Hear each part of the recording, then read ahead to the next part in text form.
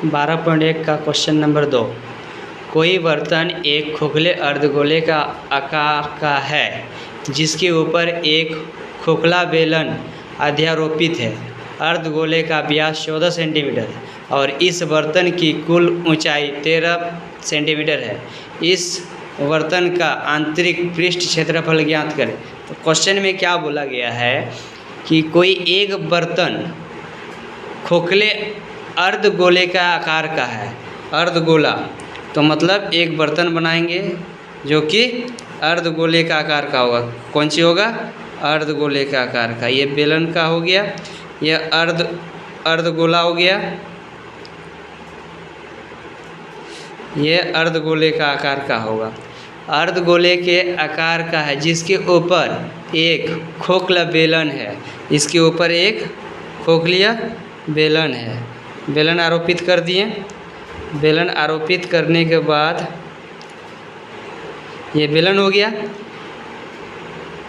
बेलन पर अध्यारोपित है। अर्धगोले का व्यास 14 सेंटीमीटर है। यहाँ से यहाँ तक की व्यास कितना सेंटीमीटर है? 14 सेंटीमीटर।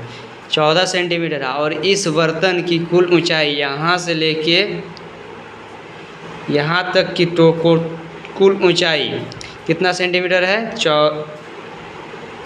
13 सेंटीमीटर है। 13 सेंटीमीटर। यहाँ से इसका अर्धगोले का 14 सेंटीमीटर व्यास है। 14 सेंटीमीटर व्यास। तो अर्धगोले का त्रिज्या निकालना है। तो अर्धगोले का त्रिज्या का फार्मूला होता है व्यास बटे 2। व्यास कितना दिया हुआ? 14। 14 बटे 2 की एक काट दिए तो 7। इसका मतलब आर जो हो गया 7 सेंटीमीटर। इस अर्धगोले का यहाँ से लेके यहाँ तक 7 सेंटीमीटर आया। तो यहाँ से अर्धगोले का मतलब यहाँ से भी क्या हो जाएगा? आधा। इसका मतलब 7 सेंटीमीटर। जब यहाँ से इसका 7 सेंटीमीटर आया तो यहाँ से टोटल की ऊंचाई कितनी है? टोटल ऊंचाई 13 सेंटीमीटर, जबकि यहाँ से इसका हो गया 7 सेंटीमीटर। तो बचा कितना सेंटीमीटर? यहाँ से यहाँ तक की ऊंचाई 6 सेंटीमीटर। इसका मतलब कि बेलन की ऊंचाई कितना सेंटीमीटर आ जाएगा? 6 सेंटीमीटर।